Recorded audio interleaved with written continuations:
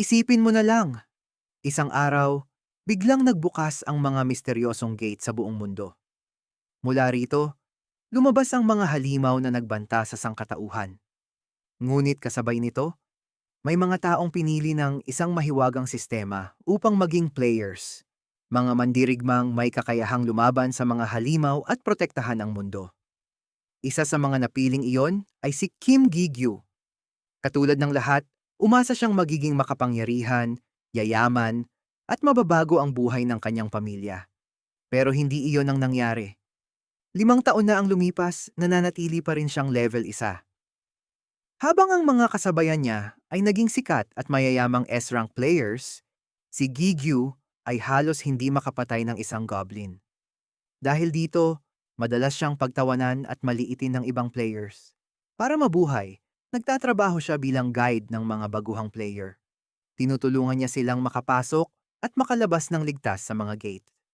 Kahit hindi siya malakas, ginagamit niya ang kanyang 5 taong karanasan upang gabayan ang iba. Pagkatapos ng isang misyon, narinig niya ang usapan ng mga baguhan. Siya ba talaga ang player na 5 taon ng level 1? Nakakaawa naman. Kahit masakit ang mga salitang iyon, hindi na lang siya sumagot. Sanay na siyang maliitin. Ngunit sa loob ng kanyang puso, hindi pa rin nawawala ang pag-asang balang araw ay magbabago rin ang kanyang kapalaran. Hindi nagtagal, bumalik siyang mag-isa sa gate upang mag-training. Paulit-ulit niyang hinarap ang mga goblin. Kahit alam niyang halos wala siyang tsansang lumakas, patuloy pa rin siyang lumalaban. Araw-araw, taon-taon, bigla niyang binuksan ang kanyang status window. Level 1. Walang nagbago. Ngunit may isang bagay na matagal nang bumabagabag sa kanya. Ang kanyang unique ability ay hindi pa rin nagigising. Isang kapangyarihang wala pang nakakaalam kung ano ang tunay na gamit. Habang ang ibang players ay nagle-level up sa normal na paraan, tila may ibang landas na naghihintay para kay Gigyu. Pagkatapos ng kanyang training, umuwi siya sa kanilang bahay.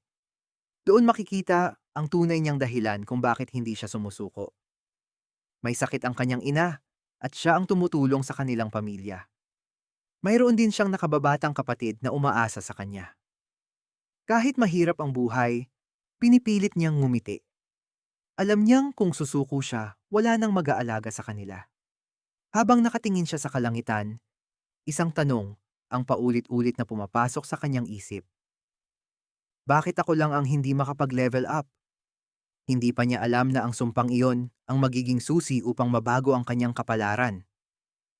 At sa mga susunod na kabanata, magsisimulang magising ang kapangyarihang hindi kayang ipaliwanag ng kahit sinong player.